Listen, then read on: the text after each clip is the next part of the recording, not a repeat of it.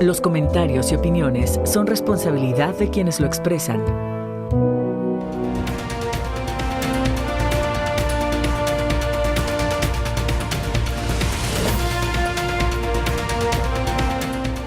Muy buenas noches, bienvenidos al espacio de la entrevista. Les saludamos a través de la señal de la radio y de la televisión de los veracruzanos.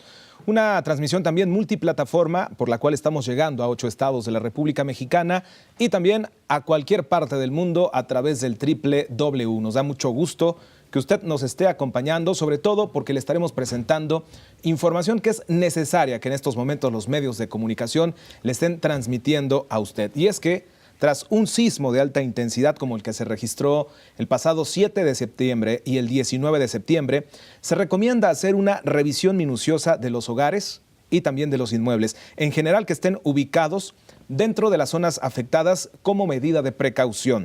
Esto se debe a que los temblores someten a las edificaciones a distintas fuerzas para las cuales pueden estar o no estar preparados. En la Ciudad de México, por ejemplo, 360 inmuebles registraron daño estructural grave, es decir, tienen que ser demolidos. Lo mismo sucedió en Puebla, en Morelos, en Oaxaca, en Chiapas, más o menos también en Tabasco y en todas las entidades afectadas por los sismos.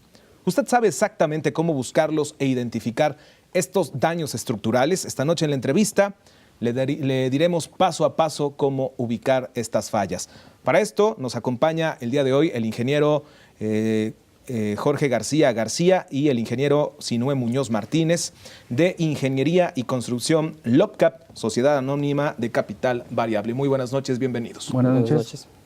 Pues nos gustaría hablar al respecto de, hay un sinfín de información, pero sobre todo nos hemos dado cuenta también que circulan muchas cuestiones que están erróneas, que están equívocas y con lo cual también se somete a la población a un gran estrés, porque se hablan de daños, se hablan de situaciones en las cuales incluso se dice en las redes sociales que pueden estar en riesgo la vida. Aquí tendremos que ir diciendo poco a poco qué hacer y cuáles son esas medidas para verificar las anomalías que se puedan encontrar en las viviendas.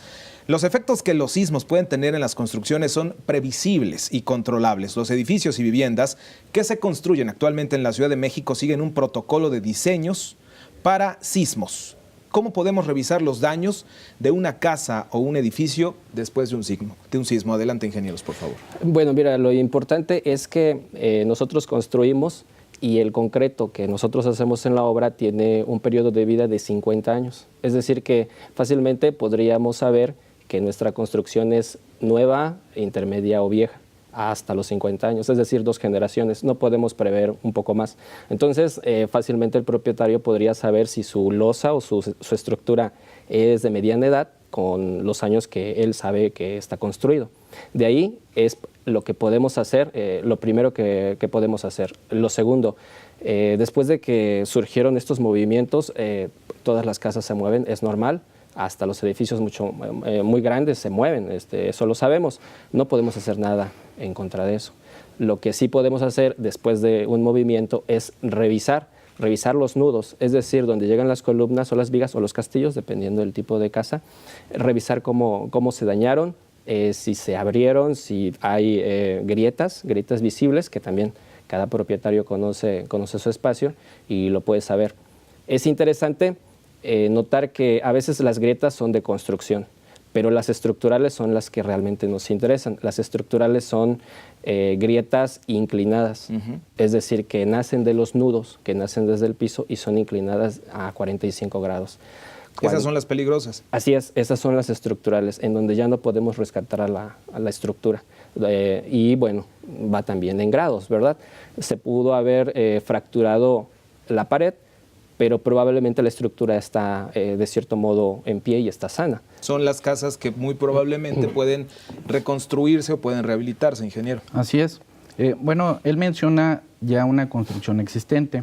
Ahora, las nuevas construcciones, no nada más debemos de fijarnos en la estructura, sino en la cimentación. Para eso existen estudios de mecánica de suelos. En nuestro estado de Veracruz tenemos distintos tipos de suelos: arenas, rocas, tepetates, y cada uno de ellos requiere un tipo de cimentación y diseño adecuado.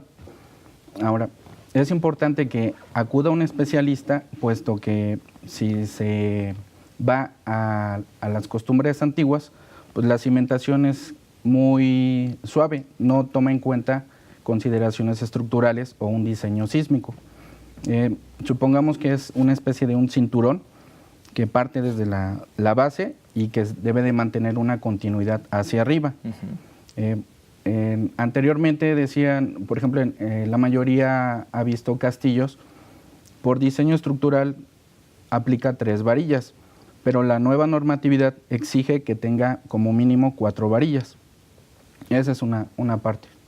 Ahora, ¿cómo podemos identificar diferencias, ingenieros, entre fisuras, grietas y fracturas? Porque pues vale la pena, ¿no?, decir cuáles son estas diferencias e identificar también qué es lo que hay en los muros de nuestras casas, de nuestra construcción o del edificio donde normalmente laboramos. Bueno, mira, Ángel, si son de acabado, fácilmente podrían, nos van a dejar tranquilos si son del tamaño de un cabello. Pero si empiezan a crecer o si con el movimiento se mueven, entonces ya debemos de hacer alto y revisar la estructura. En esto es importante también que el propietario sabe cómo son sus muros, y si los muros son de tabique, bueno, tienen mayor grado de resistencia a la compresión, es decir, se truenan un poquito o más bien aguantan un poquito más, pero si es de block, entonces también tenemos ahí un problema. Así es que podemos ir descartando, empezando si la construcción es un poco antigua o si es nueva. Segundo, si los muros son de carga, es decir, son de block o son de tabique o combinado, porque también se hacen así. Y si las estructuras ya se fracturaron a los 45 grados desde los nudos. Entonces, si cabe un lapicero, es peligro y muy probablemente la casa tiene que ser reestructurada. Muy bien. Hablan de, finalmente, duración de la construcción de 50 años, y es que la mayoría de los edificios dañados, según medios de comunicación nacionales, datan de que tenían más de 30 años de antigüedad, ¿no?, en la Ciudad de México, que son los que en estos momentos han sufrido graves consecuencias, ¿no?, debido a estos 2 movimientos sísmicos. ¿Qué diferencias estructurales existen con las nuevas construcciones y las construcciones que datan de hace más de 32 años, es decir, las que se hicieron después del movimiento sísmico de 1985 o las que quedaron de pie incluso luego del movimiento sísmico de 1985?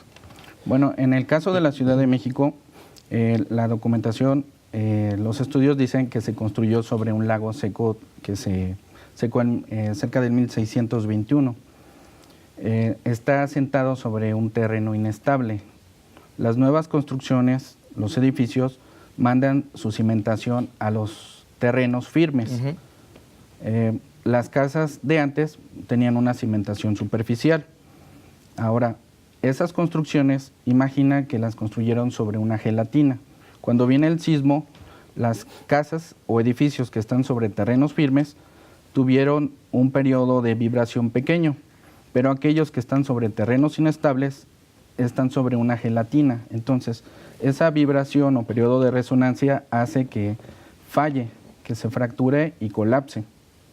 Ahora, los nuevos edificios consideran esas situaciones, y algunos edificios con alta tecnología tienen una especie de amortiguadores que les ayudan para los movimientos. Muy bien. Sí.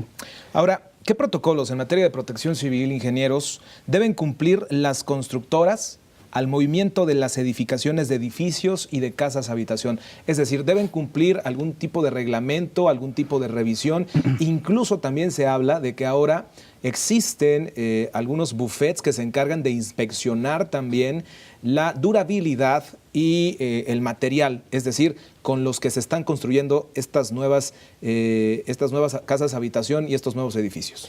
Mira, lo que nos rige aquí en la ciudad, en el estado, son las normas técnicas complementarias del 2004, que son las que rigen al Distrito Federal. De cierto modo, esas normas se han ido complementando. Antes de 1985 existían unas normas, pero eran precarias, por decirlo así, viéndolo así. Después de un sismo se revisan los parámetros y se revisa si esas construcciones están de pie. Muy probablemente con este movimiento en 1985 se hubieran caído la misma cantidad de edificios o un poco más de aquel entonces. Entonces vamos avanzando. También es de suponer que estas normas se basan en teorías. lo que significa que son teorías de concreto. Es decir, todavía no las podemos probar al 100%. Estamos en ensayo y error. Así es que... ¿Qué es el ensayo y error y qué son los ensayos en concreto? Bueno, los ensayos en concreto se hacen miles de pruebas antes de hacer una fórmula que nos indica qué capacidad de carga va a tener la losa, qué capacidad de carga van a tener los elementos y cuánto acero debemos de darle en el caso del concreto o en el caso del acero. Cuando viene un sismo, inmediatamente se disparan las alarmas y entonces los especialistas en el ramo empiezan a subir el rango de acción. Entonces, por eso a veces tenemos construcciones que muy probablemente estén sobrepasadas de acero, probablemente a nuestra expectativa o a nuestro ojo, pero así lo marca el diseño de las normas técnicas complementarias.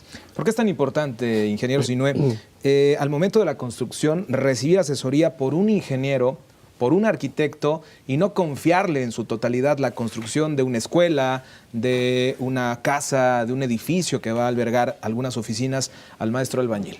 Ok, lo voy a ligar con la respuesta anterior. Estamos hablando de las normas técnicas complementarias, las cuales se modificaron a raíz del sismo del 85. Hay estructuras, por ejemplo, como escuelas y hospitales, que tienen que estar muy bien reforzados. El tamaño de las columnas y las traves son más grandes, la cimentación está más reforzada.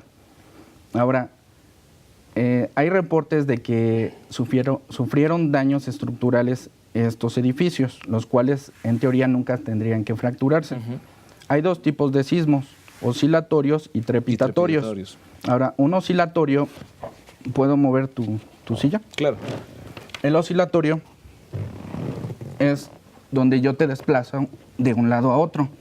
Y el trepitatorio es si yo te hago brincar. Entonces, una estructura que no está anclada muy bien a la cimentación se va a caer. Entonces, esa es la diferencia principal. El maestro de obra puede tener toda la experiencia, pero un profesionista está obligado a cumplir una normatividad. Quizás eso no lo sepa el maestro albañil, pero ambos deben de trabajar de manera conjunta. Finalmente, debe de haber por ley un responsable de obra, ya sea un arquitecto o un ingeniero. Es decir, si en estos momentos existe una falla estructural en un edificio que fue hecho bajo la supervisión de un arquitecto, bajo la supervisión de un ingeniero, ¿se puede proceder jurídicamente contra los profesionales de la construcción? Claro, a diferencia del maestro albañil. Claro que sí, así es, porque, bueno, desde luego cuando avalamos un proyecto, damos nuestra firma. Es casi, es difícil saberlo, ¿no? Porque a veces esas firmas pues en el mercado se compran o incluso a veces no se da la suficiente supervisión técnica en obra. Entonces, por eso vienen los errores. Entonces, bueno, lo importante de todo esto es que la supervisión esté en el momento de las estructuras.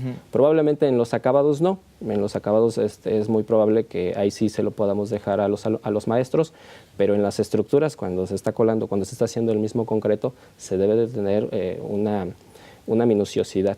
¿A quién tiene que recurrir en estos momentos? La familia, la madre, el padre de familia, quien nos está observando y tiene la preocupación porque hay grietas después de estos dos movimientos sísmicos fuertes que se han sentido en las últimas semanas.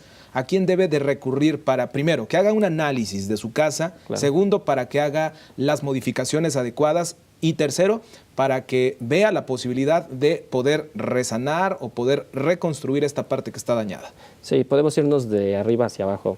Probablemente tengamos la oportunidad económica de contratar a un especialista, pero si no, que podría ser el caso, entonces podemos acercarnos a las universidades, a los nuevos graduados, a los colegios de ingenieros, en donde con gusto ellos pueden auxiliarnos de forma gratuita o a un bajo costo. ¿Dónde podemos localizar, cómo podemos contactar a la construcción LOPCAP para que también asesoren? Nos encontramos ubicados en la calle Arándano número 23, fraccionamiento Valle Rubí, en la zona de la central de abastos. Muy bien. Sí. Pues quiero agradecerle al ingeniero Jorge García y al ingeniero Sinue Muñoz Martínez de Ingeniería y Construcción LOPCAP por estar esta noche asesorando, hablando de estos temas que pues tenemos que soltar los medios de comunicación, tenemos que darles mucha difusión para evitar estas murmuraciones y sobre todo para contribuir a que el pánico, el miedo siga causando estos vacíos en cuanto a la información. Gracias por estar aquí esta noche. Muchas gracias. Nosotros continuamos con más. Vamos al otro lado del estudio para dar prácticamente finalizado este informativo.